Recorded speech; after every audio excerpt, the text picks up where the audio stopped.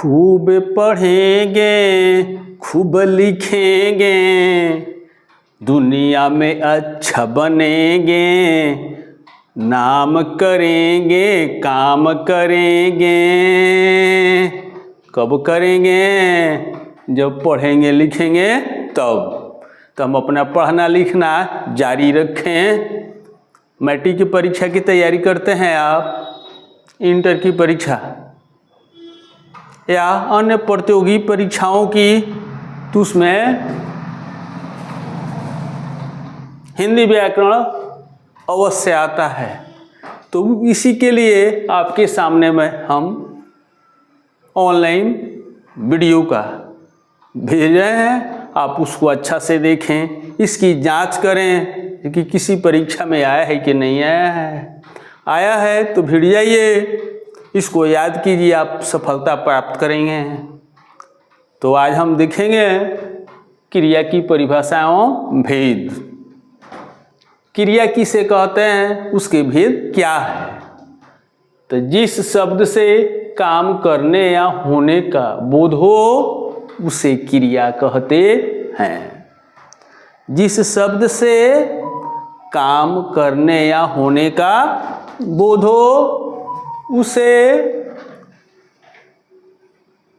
क्रिया कहते हैं। जैसे मैं पढ़ना, लिखना, खाना, पीना, हंसना, रोना, आना, जाना, उठना, बैठना आदि, इस सब काम करने होने का बोध हो रहा है। आप पढ़ते हैं भी काम, लिखते हैं वो भी काम, खाते हैं पीते हैं, चाहे हंसते हैं रोते हैं, कहीं आते हैं कहीं जाते हैं, उठते हैं रोज, बैठते हैं, ये सब क्या है? क्रिया है। तो जिस शब्द से काम करने या होने का बोध हो उसे क्रिया कहते हैं। शॉर्ट में काम होने करने का बोध को क्रिया कहते हैं। अब कर्म के आधार पर क्रिया के दो भेद हैं, सकर्मक क्रिया और कर्मक क्रिया। कर्म के आधार पर क्रिया के दो भेद हैं, सकर्मक क्रिया और कर्मक क्रिया। अब हम सकर्मक क्रिया कर्मक क्रिया को देखें क्या है। सकर्मक क्रिया के साथ कर्म रहता है। जैसे मदन आम खाता है, तो मदन क्या है? करता है। आम क्या है? कर्म है। खाता है क्रिया। तो क्रिया के साथ कर्म हो गया तो इस सकर्मक क्रिया है। उसी तरह वह घर जाता है तो वह करता है, जाता है क्रिया है। तो कहाँ जाता है? तो घर जाता है, तो एक क्रिया के साथ घर क्या हो गया? कर्म हो गया। तो किसी भी क्रिया के साथ कर्म रहेगा तो आप समझे कि उस सकर्मक क्रिया है। अब दूसरा नंबर में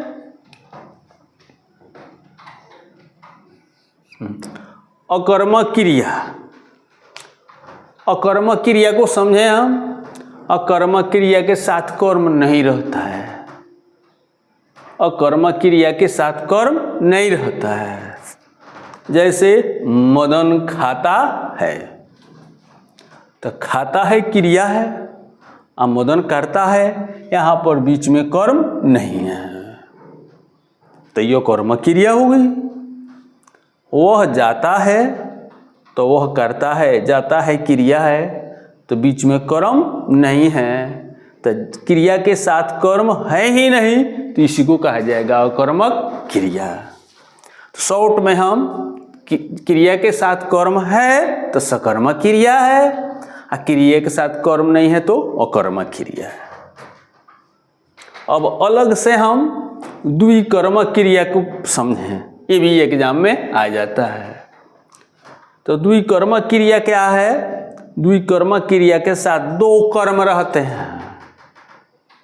द्विकर्मक क्रिया के साथ दो कर्म रहते हैं, यानी जिस क्रिया के साथ दो कर्म आ जाए तो हम समझ जाएंगे कि वो द्विकर्मक क्रिया है। जैसे में हम देख सकते हैं, गुरु लड़के को वेद पढ़ाते हैं, तो गुरु करता है, लड़के कर्म है और वेद भी कर्म है, और पढ़ाते हैं क्रिया। तो इस क्रिया के साथ दो ठो कर्म आ गया, इसलिए इसको कहेंगे हम द्विकर्मक क्रिया। दूसरा वाक्य में हम समझ सकते हैं, मैं कलम से पत्र लिखता हूँ। तो मैं करता है, कलम कर्म है, पत्र भी कर्म है, लिखता हूँ क्रिया है। तो इस क्रिया के साथ दो कर्म हो गए, तो इसको कहेंगे द्विकर्मक क्रिया। अगर ये वीडियो आपको लाइक है तो सब्सक्राइब करें, शेयर करें, आपके पास बराबर पहुंचता रहेगा। आप विश्वास अवश्य करें। मैं जो हिंदी व्याकरण का ऑनलाइन क्लास दिया हूं वीडियो के माध्यम से, आपके परीक्षा में अवश्य आएगा। मैं इतना आग्रह करता हूं पढ़ने वाले बच्चों से कि इसकी जांच अवश्य करें, जांच कर लें। हमारे जितने भी व्याकरण के क्लास है उसको देख लें। किसी भी कंपटीशन की परीक्षा में या अपने पढ़ाई की परीक्षा में, इंटर मैट्रिक चाहे बीए, सब में ही फिट होगा।